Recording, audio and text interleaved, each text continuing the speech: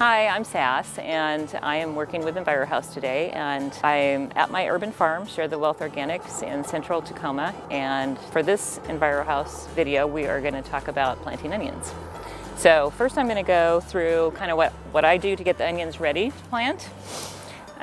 So they come in a bundle like this. This particular variety is a sweet onion called Elsa Craig, and this is them in their dormant stage. So it's important, if you're not going to be planting them right away, that you open up the bundle and let them get air circulation, because they've still got a certain amount of dampness to them and they can wind up rotting if you just let them sit all rubber banded.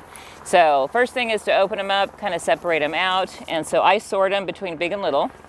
And then what I do before I actually go to plant them, I trim both the roots and the brown tops, and I started doing this a few years ago, mainly because after I plant these onions, and if you leave a lot of brown stuff on them, so they originally come with all this stuff on them because it's just leaf material that has died and is dormant.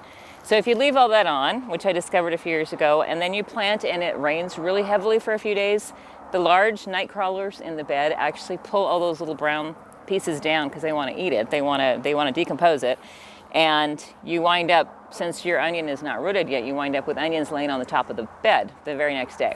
So I trim everything prior to, and then it also makes it easier to push your little onions in the hole that you make if there's less root material, because these roots are not going to be what's growing. They're going to push out all kinds of new white growth, root growth, that's going to actually make the onion grow. So it's not important if you trim off to like, a quarter of an inch. So I do that prior to. And then to get the bed ready, I have put in 2 wheelbarrowfuls of organic compost and then about 1.5 bags of chicken compost I spread out all over here. And then I have already turned this twice, but I'm just going to give you an example of what that actually entails. So basically it's just mixing compost with your existing soil, and to get it as light and fluffy as possible before you plant, so that the roots can go down there easily and not have any resistance, basically. And then you always want to make sure that it gets raked out level before you put your onions in.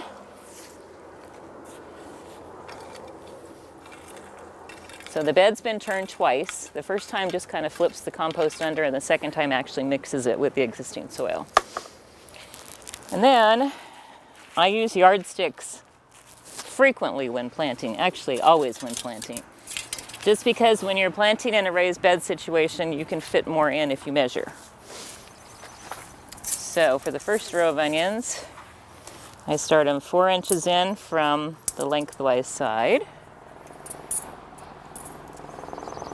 And the spacing for the big onions is 6 inches apart. So you want to just push your finger in about 1 inch, just put your onion in and then gently pull over. You don't want to smash them in because you want to make sure the soil stays soft enough for their roots to take off. Once they've been in the ground for, it's about a week to 10 days, if you pulled one up, there'd be all kinds of nice new root material. In the meantime, if you do have some heavy rain, there might be times when you have to put a few onions back in the ground, because just the movement of the worms through the soil will tip them over sometimes, because there's nothing holding them into the soil right now.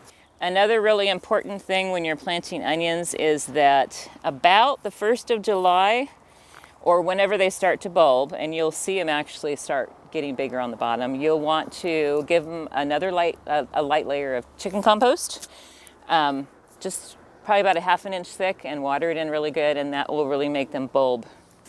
Okay, so then what you can do if you have little guys, which you will in your bundle, the bundles that I've been getting at the nursery have been ranging about 45 to 50 large ones, and then 20 little ones that are left over. So what you can do with the little guys, because you're going to harvest these as green onions by like the first part of May is usually when they're ready to go, even probably before that, probably mid-April on. So then what I do is usually just put these in the periphery all around, just 2-inch spacing, about 1 inch in from the edge of the bed, and that way you'll pull them out before the big onions start getting so big that they're going to cover them over. But it makes good use of your bed space. It gives you more production, basically. So that's what you continue to do around the periphery of the bed once you get all the other rows done. And the final thing would be just giving them a little drink of water, because no doubt it's going to rain. But I usually like to give them some moisture just because that's what stimulates growth for the roots. So just come back in with your watering can. Yeah, I'm Sass, and I'm at Share the Wealth Organics, my urban farm in central Tacoma, and hopefully you'll like this video about how-to on planting onions. Have a good day.